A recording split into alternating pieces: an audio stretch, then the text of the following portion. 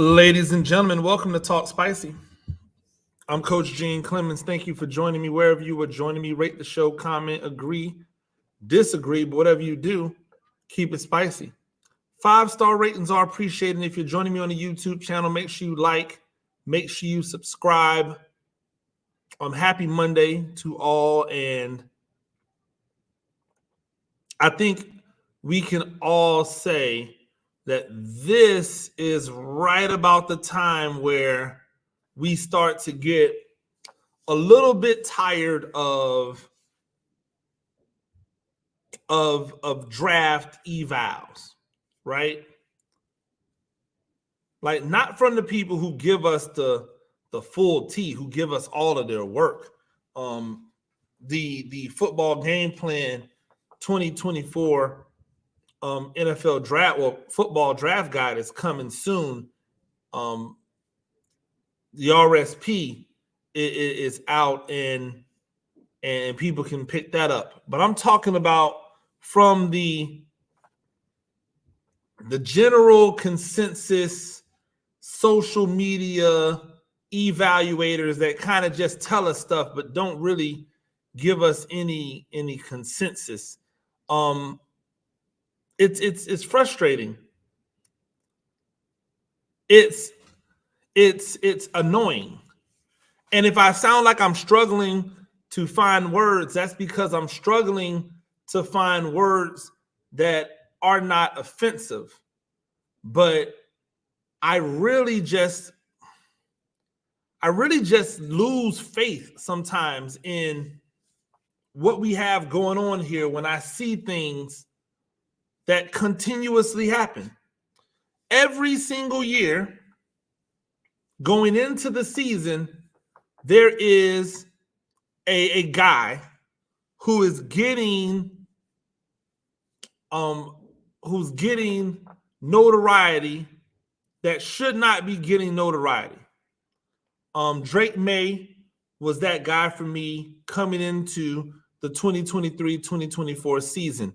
Everyone was acting as if he was the next coming of, when in my opinion, he had never showed up big in any meaningful game. That he had as many warts, as many blemishes as any other decent prospect, right? And yet all we heard was Drake May. He's pushing to be the number one quarterback. And then the season came, right? The season happened. And when the season happened, he was not very good. At first, they blamed it on him not having any weapons. And so then Tez Walker came back. He had a good game where he threw to Tez Walker and then went back to being mediocre again. And we just accepted it. We just let him rock with it. We just said, cool, this is what's going on. This is who he is. We didn't hold his feet to the fire. We didn't say, nah, fam, you should be better than this, right? We didn't say you should be performing at a higher level than this. We just let it rock. And then after the year was over with, we hit him with the same expectations, with the same gravitas as we had before we just watched him have this bad season. That never happens for quarterbacks that look like me. For as bad as a season as Caleb Williams had this year, comparatively speaking, it was still a really good year for most other quarterbacks. For all of the warts that he might have, he still has more redeeming qualities than a lot of other quarterbacks. Is he my number one overall quarterback? I don't know about that. That's for another pod. But what I will tell you is, on top of the guy that we anoint every year before the season starts, we also have a guy who, after the season is over with, just makes this meteoric rise throughout the draft boards and ends up getting selected higher than they should. And then when it doesn't work out on them, people have the nerve to call that player a bust. People have a nerve to call that player an underachiever when that player was not the one that put themselves up that high. It was people out here in the world. We also drop players down way below what their skill set and their performance tells you they should be. We do it. We blame stuff like past injuries or off the field issues or leadership qualities, or we need to see them do it in the NFL. We do stuff like that. And then when that person balls out, we go, oh, well, they just went to the right situation. They got lucky. Oh, well, that's a one-off. That's an anomaly. That doesn't happen very often. Yet, we can point to several instances of this happening, right? People try to tell us that Jalen Hurts is a one-off. They try to tell us that he's not that good, but Dak Prescott exists. And they tried to tell us that Dak Prescott was a one-off and Dak Prescott wasn't good, but Russell Wilson exists. And they tried to tell us Russell Wilson was a one-off and that Russell Wilson wasn't good. You get my point? Right? You get what I'm saying? These quarterbacks who all performed at a high level in college did not go in the first round. They were relegated down. They didn't go in the first round because somebody said that they were flawed in some type of way. And so we watched as quarterbacks who were never better than them in college went beyond them, went ahead of them. We watched it. We watched as a hurt Tua went ahead of Jalen Hurts. We watched that. At no time was Tua better than Jalen Hurts. What he was a more efficient quarterback in the system that they were trying to run. But in the system that Jalen Hurts was running when he first took over at Alabama, he was perfect. And then when Nick Saban decided to move on from Lane Kiffin, now Jalen Hurts had to endure 3 different offensive coordinators in 3 years. Then he went to Oklahoma and ran the same type of offense that was being run at Alabama, where they threw the ball all over the place, and he balled out. You know why? Because there was a quarterback coach, an offensive coordinator, and a head coach that were willing to use and utilize his skills mixed with the offense to have the best result. But we see it all the time. We see it all the time. And on top of these brothers that we see end up going in the second round or the third round or later on in the draft, we see their white counterparts get rocket shipped up the draft board, get taken in the first round, even though there was never any talk about them. Do you guys not have what I'm trying to figure out, right?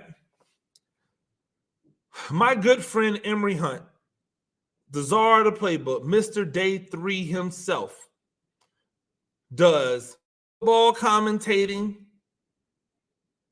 He does commentary on CBS Sports. He runs and coordinates his own platforms for media. And yet, and still, he produces one of the most comprehensive draft guides of anybody on the planet. He's doing this by himself. He does not have a team. He's not doing this with 10, 11 people working and underwriting for him. He is doing this all himself.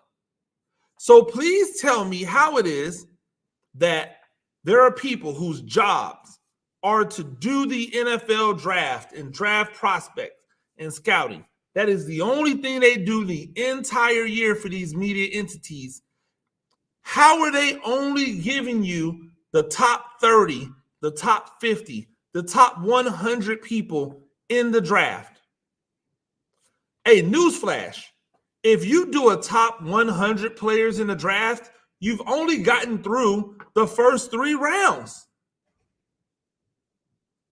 There's 4 more rounds to go. There's compensatory picks. What are we talking about here? How can we have the bar so low for so many people not only getting paid, but being paid handsomely to do a job, and then watch a man like Emory Hunt out here grinding, producing a work so that all of you can go out there and take his evals, act like you've done the work yourself, not give attribution. Don't say, hey, I got this from Football Game Plan. Nope, you just pass it off as your own knowledge. Where do we get this from? And the QB evaluation is the one that always sticks out because it's always the exact same playbook every single year. Right? How many brothers at the top of the food chain for quarterbacks? Oh, it's that many? You know what? A couple of them are going to have to get hit to come down, and a couple others are going to have to go up. And this year, through no fault of his own, it is J.J. McCarthy. All of a sudden, everybody is telling you that J.J. McCarthy is a top tier, a top level quarterback, a worthy of a top 10 pick quarterback. And if you need a quarterback type of quarterback, then he's your guy. I heard people talking about Harbaugh and the fact that Harbaugh said that J.J. McCarthy was the best quarterback, in the draft. If J.J. McCarthy is the best quarterback in the draft, and Jim Harbaugh really and truly believes that J.J. McCarthy is the best quarterback in the draft, then why has he not traded his completely and totally overpaid quarterback who is not going to cripple the salary cap because salary cap grew and blah, blah, blah, blah, blah. But he's not going to be the same amount of money as a rookie quarterback who Jim Harbaugh is telling people is better than Caleb Williams, Drake May, Jaden Daniels, Michael Penix Jr., Bo Nix, and anybody else that you want to name. He said that man was the best quarterback in the draft. I'm going to tell you something, and this is as honest as it comes from me. If I knew a quarterback was the best quarterback in the draft, and I thought that I could get him on a value pick, I am going to trade my superstar quarterback, the one that everybody thinks is at the same level as the elites, but who has not done anything to validate himself as one of the elites. I'm going to get that guy for the cheap. And I'm going to hit a reset button that allows me to bring in so many more weapons. It's going to allow me to not only bring in more weapons, but it's going to allow me to be able to cater to the strengths of the quarterback that I just went out and got. I'm going to be able to put things around him for the next 3 to 5 years at a cheap, because I just sold off one of the most prized, overrated possessions in all of the land. But we're not going to see him do that. Why? Because he is doing what a good college coach is supposed to do. Ride for his guy. Talk up his guy. Make people believe that his guy is the guy. That's what he's supposed to do. That's his job as the coach. Make these other people believe that my guy is the best guy. The problem is that so many other people are now beating the drum for J.J. McCarthy. It's like, well, we didn't watch these games all year. All year, people said J.J. McCarthy is a good talent, but he's not at the level of these other guys. And then once all the games are played, once the combine was done, once the pro days were finished, once the bowl games were finished, where all of the seniors got a chance to go and perform. Once all of that was done, with nothing else to like increase his star, all of a sudden now he's up there. He's going to be the 4th overall pick. And I'm not supposed to be mad about this because Michael Penix Jr. went out there and for the last 2 years has put on a show in Washington. He got Washington to a national championship. It doesn't matter if he won it or not. He got them to a national championship.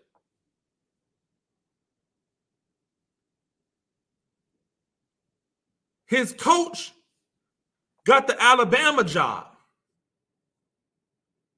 And he, for elevating a team from a middle of the pack Pac-12 team to the national championship game, he's being talked about as a 2nd, maybe even a 3rd round pick. Why? Oh, well, the medicals aren't good on him. Well, the medicals say this, and the medicals, right, said Tyjae Spears didn't have any cartilage in his knee or something, or messed up his knee. He still looks pretty dang good to me. The medicals saw Frank Gore go through several gruesome knee injuries in college. The man still went on to play a long and healthy and productive NFL career, a borderline Hall of Fame career. Steph Curry had ankle issues in a sport where ankle issues are death. He had them for several years to start his NBA career, and now he's the greatest shooter of all time, top 10 player of all time. What are we talking about here? What are we really doing? We're elevating J.J. McCarthy to a top 5 pick level. And you're telling me that you turned on the film and you watched J.J. McCarthy and Michael Penix Jr. play, and you saw a J.J. McCarthy who looked like a top 4 pick and a Michael Penix Jr. who looked like a 3rd round or a 2nd round, late 2nd round pick. You watch the same videos, the same games that we all have access to. You've looked at them play. You've looked at the stature. You looked at what they had around them, and you said, no, this guy is the guy. Even though he's so good that his offense never really ran through him once.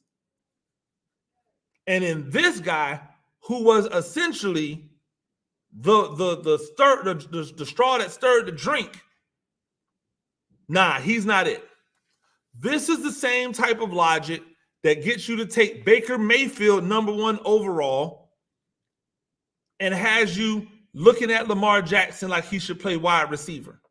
This is the same type of logic that has you move up to get Mitchell Trubisky after you just paid a quarterback money to come in. You move up to go get Mitchell Trubisky when you could have had Mahomes. You could have had Deshaun Watson.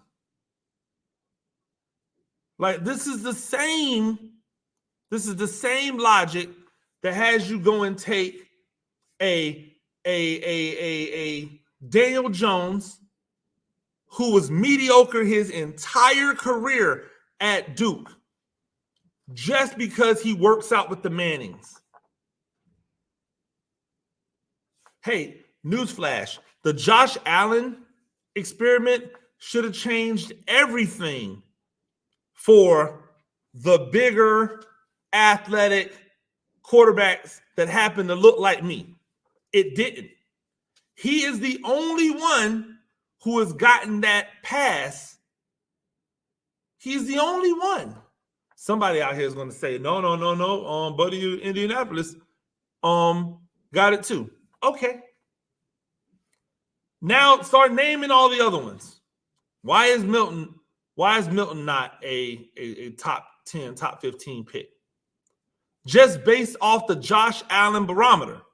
He's big, he's athletic, he's got a cannon. That is all Josh Allen had. He wasn't a leader, he wasn't a this, nothing. He was big, he was athletic, he had a cannon. That elevated Josh Allen to a top level pick. Why is Joe Milton not that? Right? Why is Joe Milton not that? Because this thing doesn't make any sense. And so now I got to sit here and listen to people try to tell me that I'm dumb, that I don't know what I'm looking at, that my evaluation is bad because I look at J.J. McCarthy and I see a good football player who should probably be a backup NFL quarterback, maybe even break in as a starter, but somebody that you should be looking to get better than every single year. I'm the idiot? That's like calling me an idiot because I'm looking at Brock Purdy in San Francisco and saying to myself, if you're not trying to get something better than Brock Purdy, then you aren't really serious about winning a Super Bowl. Never forget, the Kansas City Chiefs had Alex Smith, a guy who was doing well, a guy who was getting them to the playoffs. There was no let's double down on Alex Smith. It was let's find somebody who is athletically more gifted than Alex Smith. You know what the Atlanta Falcons did?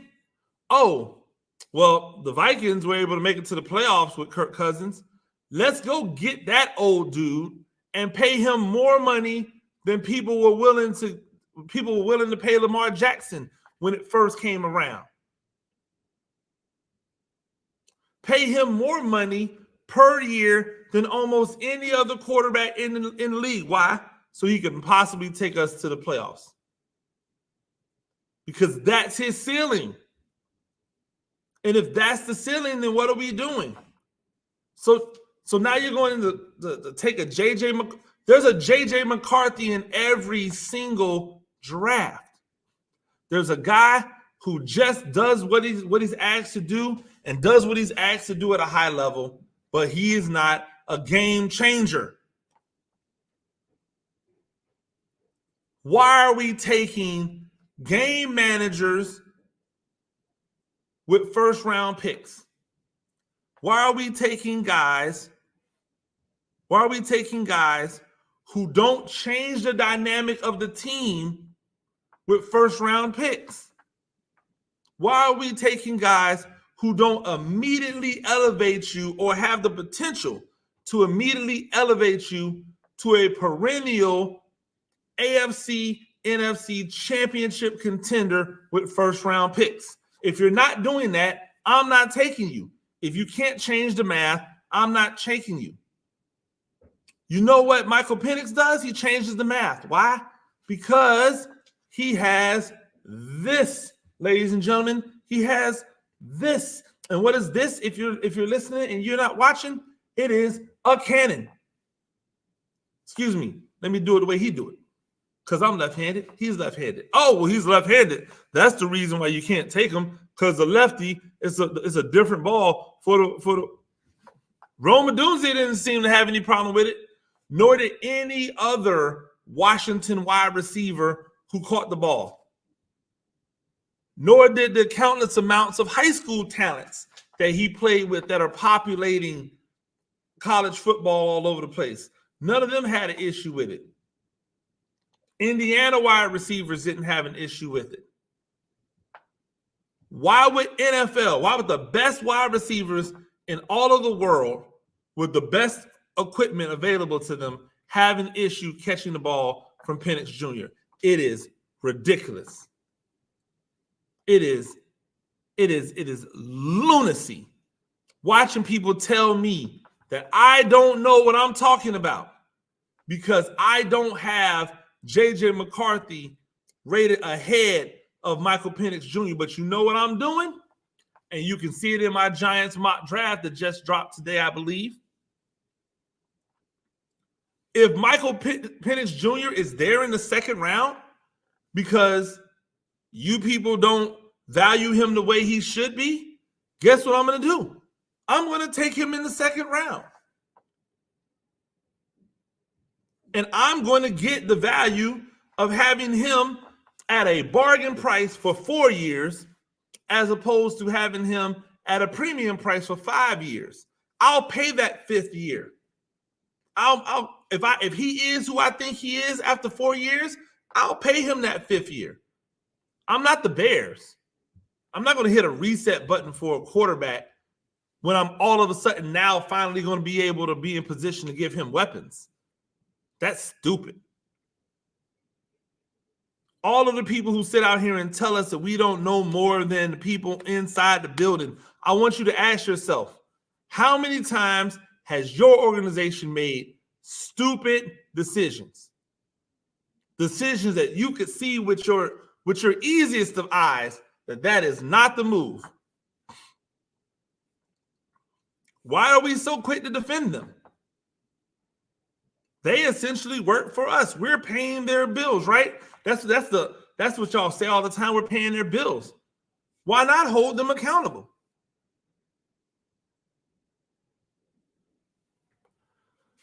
Speaking of accountability, I think it's interesting, right? The NFL owners have unanimously, I believe, to outlaw the hip drop tackle. Yet another thing that defenses can't do in order to play defense. Now, full disclosure, I'm not a fan of the hip drop. The same way that I'm not a fan of the horse collar. But hip drops and horse collars have accounted for less injuries than cut blocks have, and cut blocks have been around forever. How about you ban this? How about start outlawing this? Outlaw offensive linemen being able to go out there and blindside cornerbacks on screen passes. How about outlaw the dirty cut where they cut the back of the leg of the defender? How about really enforce the high-low cut when the defender is engaged with another person? If the defender has his hands on someone, you should not be able to cut him. It should not be just if the offensive player has his hands on the defensive player, another offensive player can't cut them. I've seen more injuries from cut blocks than I have ever seen from the horse collar and from the hip drop combined. And I'm telling you, I don't like the horse collar and I don't like the hip drop.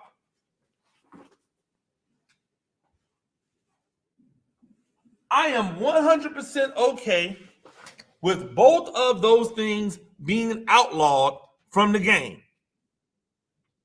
I am completely and totally cool with both of those things being outlawed from the game. But if we're going to go and outlaw things on the offensive side all the time, every time we turn around, more things on the defense side, more things on the defensive side have been outlawed, making it easier for offensive players to produce. If we're going to do that, give something back to the defense. Allow these defensive linemen to not have to worry about somebody taking their legs out. Allow these defensive linemen to not have to worry about somebody coming and blindsiding the side of their knee. Allow these cornerbacks and safeties and outside linebackers to not have to worry about being blindsided by an offensive lineman who's burling full speed at them from the line while they're out there trying to cover a wide receiver. Give them something back, or else what are we doing? This league is not becoming. It is to a point where these 7-on-7 coaches are going to start having legitimate points. You might as well recruit from the 7-on-7 because you can't touch the offensive player anyway. You can't hit a defenseless player. Well, what makes him defenseless? If he's off his feet, if he's not looking, right? If he's engaged with catching the ball. Well, how do you dislodge the ball? You don't. Oh, so I just have to let him catch it. Then I have to let him establish himself, be able to see me before I hit him? Yes. Well, that's pretty convenient for the offensive player. Oh, the quarterback can just give himself up at any time. Yes. Okay, well, what if he's running right at me, and right when I'm loading up to hit him, he slides underneath me, and because I tried to stay low, so I didn't hit him high, and I didn't hit him too low, I end up hitting him in the head as he's sliding back. Well, that's a penalty. It's also targeted, and we're going to get you out the game. Are we serious? It is so frustrating trying to teach defensive players how to be aggressive and attack without being dirty. Because how do you bring the fear back? See, the point of what made it fun to be a guy that went across the middle when I played was that there was legitimate fear that came in, because if you went across the middle, someone could just take you out legally. You went up to catch a ball. If you jumped in the air for a ball, why do you think it was said, hey, stop jumping for balls that you don't have to jump for? It wasn't just because we wanted the receiver to have connectivity with the ground so they can keep running after the catch. It was so that they were not vulnerable in the air when they got blown up by the defender. But now that's not even a thing. You should almost encourage your wide receivers to jump in the air to catch the ball. Why? Because if they're in the air, they're defenseless. Now they get to catch the football without having to worry about being hit. Oh, happy joy, right? That's what it was intended for, correct? That's the law of unintended consequences. And the unintended consequence of those actions are, well, now we have a softer game. Again, this is not me saying, hey, defend the hip drop tackle. I think coaches need to teach players how to tackle. I don't understand why they're trying to blame it on rugby, because that's not the rugby tackle. The rugby tackle is not the hip drop tackle. The rugby tackle is when you grab from the hip, you drop and roll. It's a safe tackle. Don't give me the BS about the rugby tackle is causing injuries, because the hip drop tackle is not what they do in rugby. They grab, they drop and roll, and they do this without equipment on. They do this without equipment on. Do people get injured? Obviously, because in every sport people get injured. But there's no epidemic of injuries in rugby based off of the way they tackle. Don't blame this on rugby. I saw the little thing that said, oh, the rugby hip drop tackle. Don't put that on rugby. They've been way better at tackling than we have for much longer. They don't need helmets. Why? Because they don't hit people in the head. Not on purpose. I'm not defending the hip drop tackle. I'm not saying we need to bring back the horse collar. I'm saying, can we please have some equity and protection for these football players?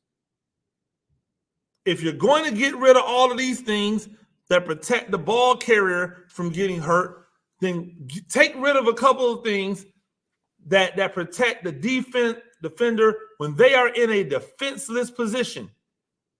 Because when I'm out there trying to tackle a wide receiver and I go and I get cleaned up from the blind side by an offensive lineman, but as long as he didn't hit me in my back, he's good. What? When I'm doing my thing and I'm just trying to run for the quarterback, and then all of a sudden a running back or a tight end or an offensive lineman takes my knee out, I'm looking at the quarterback and they just come and bloom, snap my knee out. That's not fun.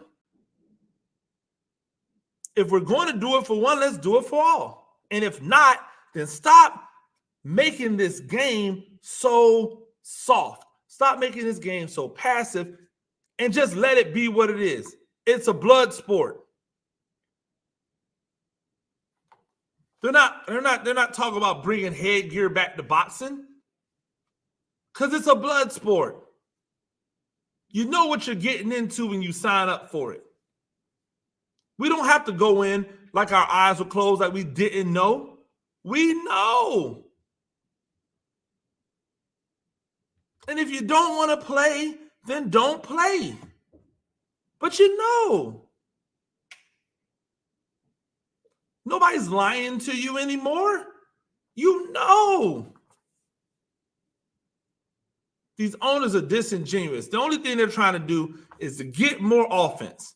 More offense, more offense, more offense. Why? It's so much easier to understand offense.